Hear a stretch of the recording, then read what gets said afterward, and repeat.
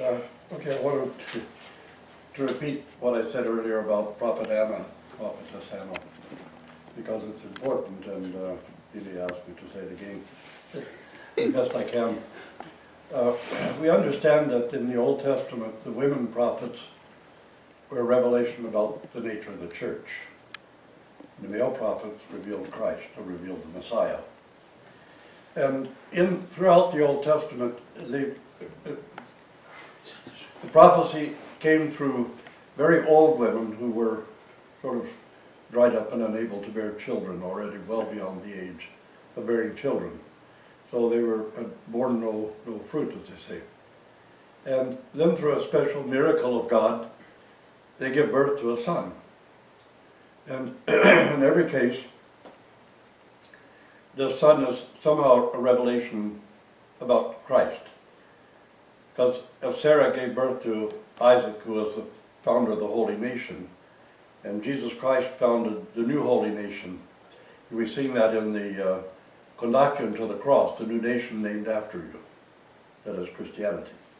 And we find that with all of them, Hannah gives birth to the replacement for the false priesthood, or the priesthood who had fallen away, and gave us Samuel, who the sons of Eli, you remember, had defamed the temple, or wasn't the temple, defamed the tabernacle. And they were no longer worthy to be priests, and God replaced the priesthood by miraculous birth. John the Baptist was born of Elizabeth when she was well past the age of giving birth and had been sort of unfruitful all of her life. And John is the last prophet of the Old Testament, the first prophet of the New Testament. He's the bridge that takes us from the Old Testament to the New Testament. Now the prophetess Anna, whose memory we celebrated today, was falling asleep, we celebrated today.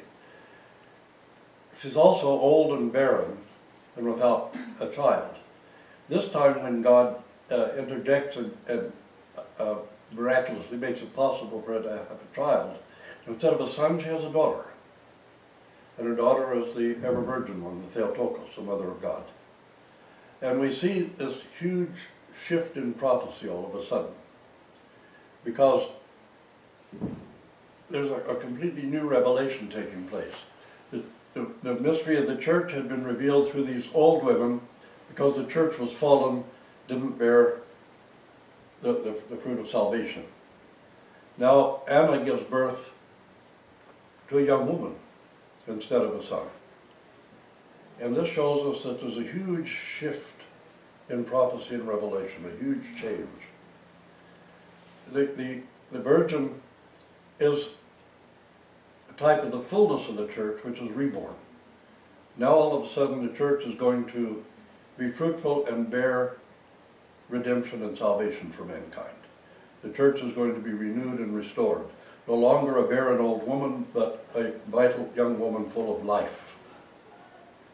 And she gives birth miraculously to a son, but her son is the Son of God, the salvation of the world. So this huge shift and change in prophecy is taking place.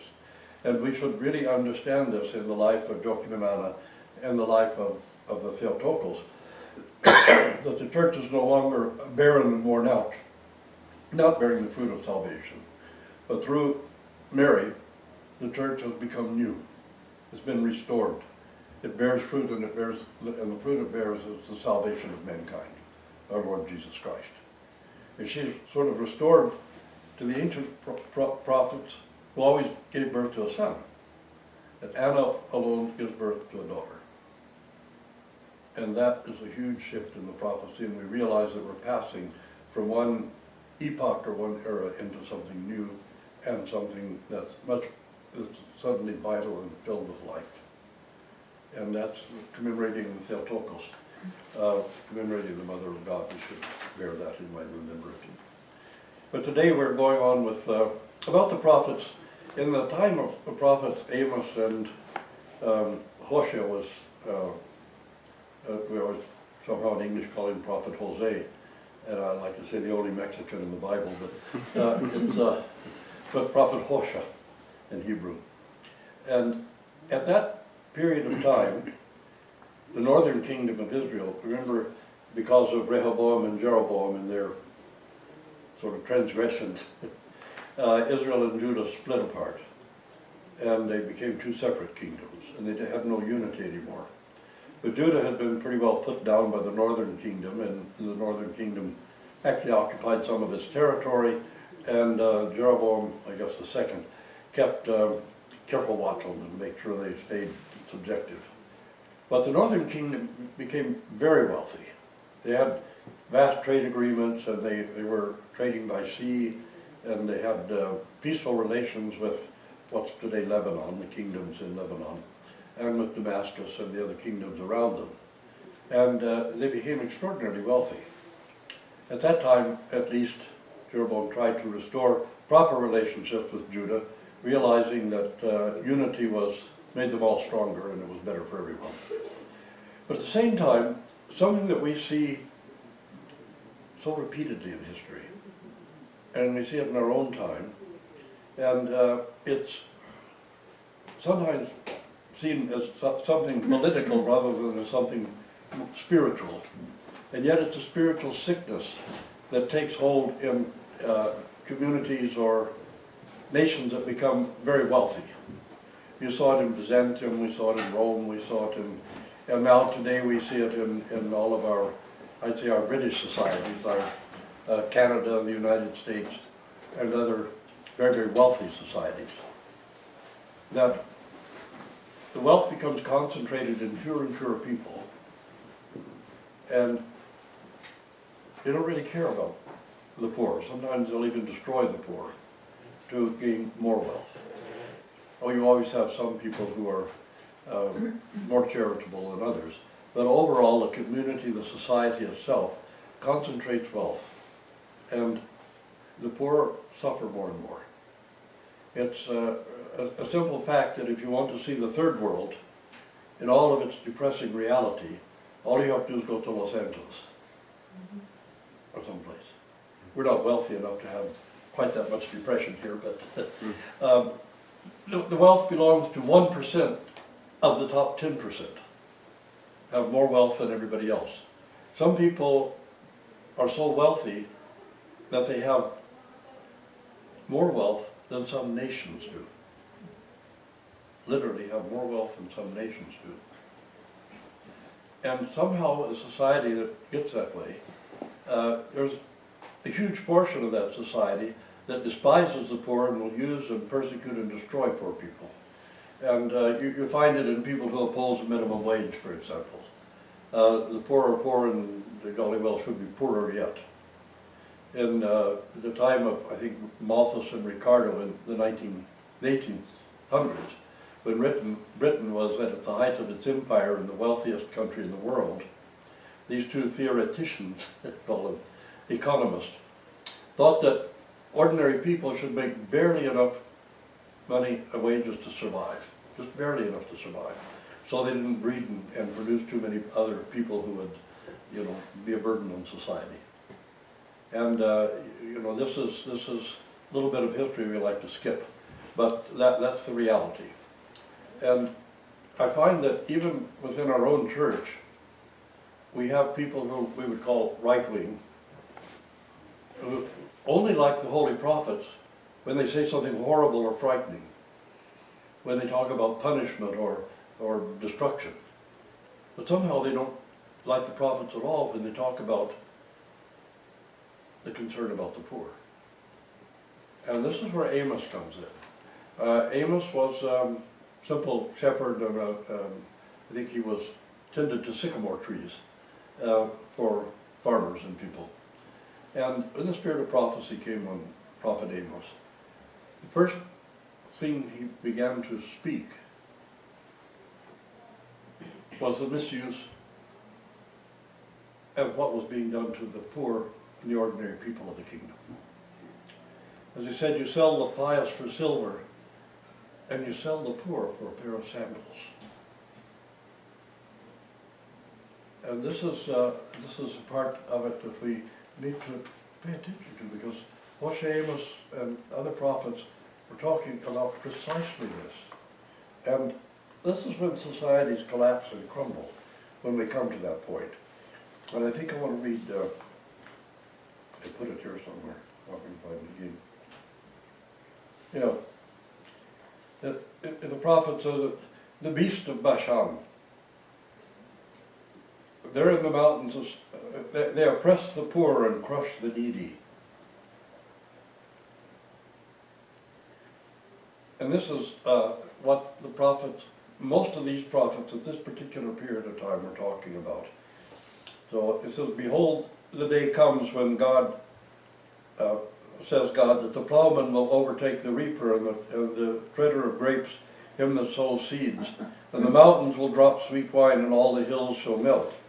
And I will bring back the captivity of my people Israel. So, first place, there's this condemnation of society and culture itself. These prophets aren't foretelling the future. They're not fortune tellers. They explain to the nation what will happen if you don't change your whole society, the structure of your society and your culture. And one of the things that strikes me is when I read the holy prophets and what they prophesied about. Their concerns are almost completely different than what some of our preachers and ministers and, you know, whether they're Protestant or Orthodox, they're always obsessed with single issue things about morality. They always seem to think that morality consists only in people's sex lives. Morality for them never consists in, say, let's reduce the minimum wage of the poor. They already can't afford both food and housing. But let's reduce it even more. They probably eat too much anyway, the poor people. Let's cut it more. Let's make life worse and more miserable for the poor. That's one of the big reactions in our society today that we see from a whole huge segment of our culture and our society.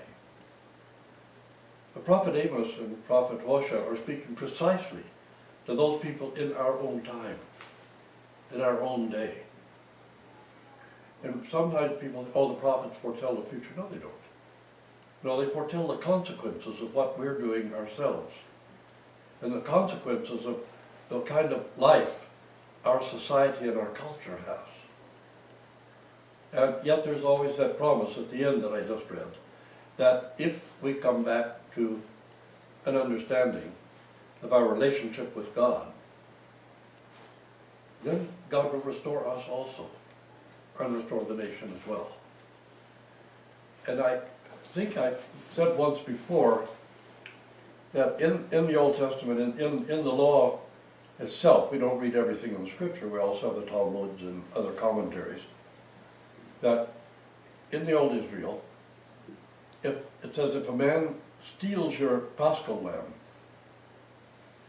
and he returns it to you before Pascha, you're obligated to share it with him. Why? To celebrate the fact that he's come to his senses about his proper relationship with you. So see, the foundation of morality is our relationship with other human beings. We say our relationship with God. You know, our relationship with God is measured by our relationship with other human beings. If you want to know what your relationship is with Jesus Christ, then take a look at what your relationship is with your neighbors, with other human beings. And then you'll understand that measure.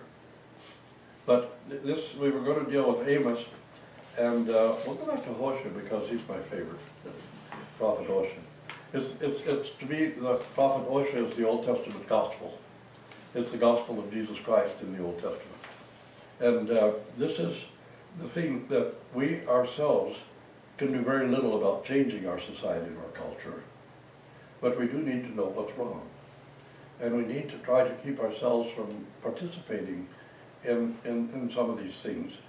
See, one of the problems that we have is that, so Christians in North America, well, Christians in general today, they do not shape their politics by their faith.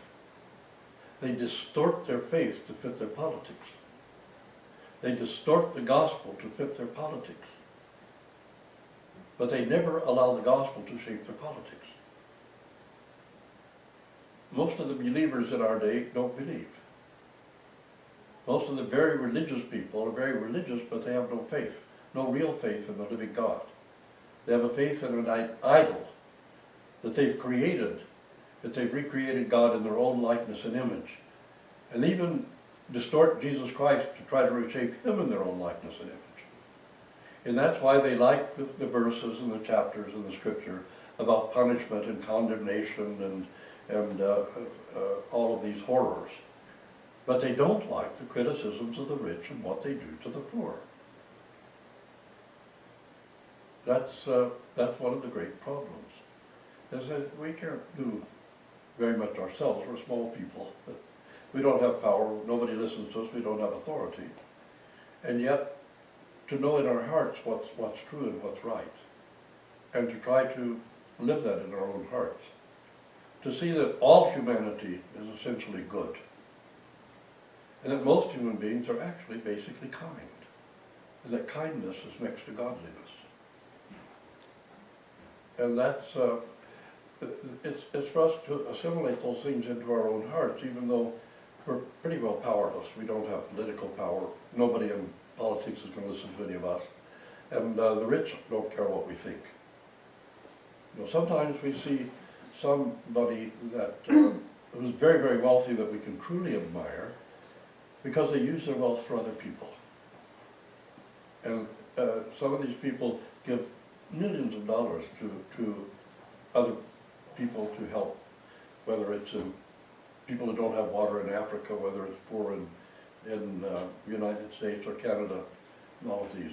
But overall, our society and our culture are not aimed toward that. Our society and our culture are aimed toward self-destruction. And that's what the prophets are telling, particularly the northern kingdom, because it was the wealthiest at the time. And the northern kingdom, remember, is the one that vanished from the face of the earth. Judea stayed. It was there. But the northern kingdom of Israel ultimately did not change the society and the culture and the orientation of society and culture, and it vanished from the face of the earth. Because they abandoned God. God didn't abandon them. They abandoned God. And because of that, they paid the price, not God's vengeance or judgment. It's the end result of their own culture and society and the way they shaped and formed it. And that's what consumes so much of the energy of people who call themselves Christians. It's sort of a blind effort to recreate God in their own image and make God one of them, one of us. You know, God is a capitalist. God is a Republican. God is this or God is that. God is an ultra-conservative or something. God is vengeful. God is vindictive. God is out to get you. God is watching every move you make so he can find something that he can do something bad to you for. That's the image that's being portrayed of Jesus Christ. You know, and that's what the prophets were warning us against. No, you don't. You say the name Yahweh. You say the name God. You don't have a clue who it is you're talking about. You don't have a clue who this person is. You don't have a clue who the living God is. You absolutely know nothing about Jesus Christ, and you have no relationship with him. Even though we call ourselves Christians, remember, Lord, Lord, we cast out demons in your name. Lord, we raised the dead in your name. Depart from me, I never knew you. He knows us, but we don't know him. And that's part of it. When people say, do you know Jesus Christ? I said, no, but I'm striving toward it. I'm beginning to know Christ. When Baranov came to Alaska to be the governor, or Baranov, he wanted to meet St. Herman because he was famous. I mean, for all the things he did, people talked about St. Herman. So he had a boat go out and get St. Herman and bring him to his flagship. And was having tea with St. Herman. And so they're talking for a while, and Herman looks at him and says, do you love God? And Baranov says, of course I love God. St. Herman says, Oh, how I envy you. I've been a monk struggling for 30 years and have not even begun to learn how to love God. We don't know God. And when we don't know him, instead of trying to find out who he is, we try to recreate him in our own image and put our stamp and our seal of humanity on him, of fallen humanity on God. And so the prophets warn us time and time again about it. And I think that's, what I really want to say about Prophet Amos at this time, because he preached a bit to Judea as well. But Israel was the problem, because they were so extremely wealthy at the time. And yet that wealth stayed in a few hands. And despite the commandments of God, they gave no thought for the poor, the widow, the stranger, the orphan in it. But as he said, sold the pious for silver and sold the poor for a pair of sandals. That was how they felt about humanity. So that's it. But if anybody has any questions, we'll pursue that. We have our prophets in the Old Testament, but they are prophets in the New Testament, right? We have New Testament prophets as well, but they don't generally write books, or people don't write about them too much. I mean, we have Saint Andrew the Fool of Constantinople, who had the vision of the Potrof, the protection of the Mother of God over Constantinople, and all the fools for Christ. The Old Testament prophets were fools for God. And sometimes they paid a pretty heavy price, heroically. Because, they really, they could have been put to death at any moment or tortured, but they still spoke what God gave them to speak. And we've always had, we have a living tradition of this throughout history. That's why I gave you all the book of God's Fools. When I redo the book, I'm going to include the Old Testament prophets in there, especially Ezekiel, who behaved pretty much the same way the others did. If you stop to think, besieging a brick in the middle of the road with little bits of pebbles and dragging belongings through the street and in sort of a state of undress and all the other things that they did. And Jeremy, the prophet, stood before the king and counselors. The king wanted to listen to Jeremiah, but the counselors and the wealthy, the rich around him, dissuaded him from listening. And of course they hung Jeremiah up in that basket in the sun, and they put him in the pit, and then finally threw him in prison. And in the fall of Jerusalem, actually, it was the Babylonian king who liberated him from prison. But the king knew in his heart that Jeremiah was telling the truth. But he yielded to the rich and the powerful around him and didn't listen to God. And of course the consequences fell. His son was first blinded and then killed in front of his own eyes. And the king of Babylon said, well, I left you with your sight only so you could see your son killed. And then he blinded the king as well. So that was the consequences. The world around us, the rulers and the powerful of the world around us are the least nice people in the world.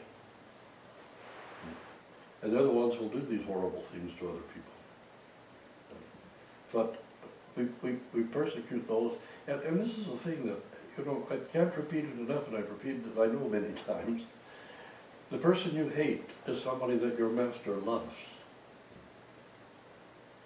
The people that you hate or despise are people that your master gave his life for and shed his blood for. How dare you hate them?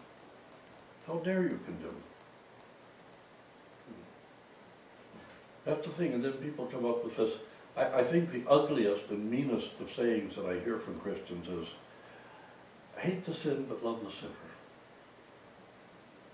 That's absolute rubbish.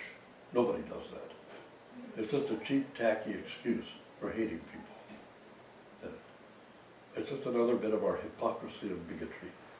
So we need to think, we don't think very often about what is the real Christian life. It's not just being nicey-nicey or wearing a chastity belt or something like that, It's a matter of attitude for the rest of humanity. It's whether or not we respect the fact that Jesus Christ gave himself for all humanity. The Apostle Paul says he gave himself for all mankind, especially those who believe. So who is there that you can hate? Who is there that you can judge? Who is there that you can condemn that Jesus Christ, your Master, doesn't love, and for whom he didn't shed his own precious blood? We need to tread far more carefully about what we do and what we think is a Christian life. Anybody else have any questions? No? You know, it's very difficult to separate the, when you talk about the prophets, somehow it looks like you get into politics, because we're talking about culture and society itself. We're talking about why Byzantium finally collapsed. We know there were invasions from other places and all that, but why were people as part of the Byzantine Empire happy to be liberated from the Byzantine Empire, even if it was by Muslims? Why did the Russian Empire finally collapse in on itself? And why is the American Empire collapsing in on itself? Or the British Empire, or any of them? Just stop and look at what is going on in that particular history. In Imperial Russia, I know Russians are idolatrous about Imperial Russia sometimes. 19th century Russia was a spiritual catastrophe. And any of the elders and bishops from that time who were believers had written the same thing, as a total spiritual catastrophe. But in Russia, there was the wealthy and the powerful, people were working so many hours a day to such great exhaustion at such low salary that they could barely survive, and sometimes the pain and tragedy of their lives were so much that they tried to drink themselves into a stupor. And you read some of the bishops from the 19th century and the early 20th century, they're complaining about it. So you work, I mean, everybody becoming alcoholic because they're being worked to death, and they're trying desperately to escape from the misery of their lives by drinking so much. But nobody was going to listen to those bishops. Nobody was going to listen to even the spiritual leaders of the nation, because this was all about money and capitalism and power in it. And the same thing, you know, Britain ate its own soul out. People became totally disloyal to Constantinople because Constantinople was draining the lifeblood out of everyone. And the same in Rome, you know, before the fall of Western Roman Empire, of Rome, there were more slaves than there were free people in Rome. Can you imagine that? Most of the population were slaves. And people produced nothing. They had to import everything from somewhere else, because absolutely didn't produce anything. And it got to the point where Romans wouldn't join their own army to protect their own empire, so you had to hire mercenaries from among other nations, who finally decided, well, we're defending it, we might as well conquer it. But, you know, when we don't look at history like that, it's always the same. You know, people talk about Karl Marx. I say, don't talk about Karl Marx without talking about Ricardo and Malthus. Because he was reacting to Ricardo and Malthus. And you can't understand any of the three without reading all three in it. And in a way, that's almost prophetic, because you can see what was wrong with society and culture at the time, and why it was doomed, literally doomed. You know, you had those empires in Eastern Europe, Germany, Austria, Russia, and the Ottomans. They were all dancing on the edge of the grave. They were dancing and banqueting on the edge of their graves, and never realized that there was anything wrong. And that's what Prophet Amos and Prophet Hosea and these other prophets, Obadiah and the others, that's exactly what they're getting about when they're prophesying against the culture and the ruling classes in Egypt. I mean, in Israel, in the Roman kingdom in this case. So pay attention to it, because what can we do as individuals who have neither power nor wealth is to look at our own hearts and make sure that we're not a part of the corruption of our culture and our society. And the corruption of our culture and our society is judgment and condemnation and indifference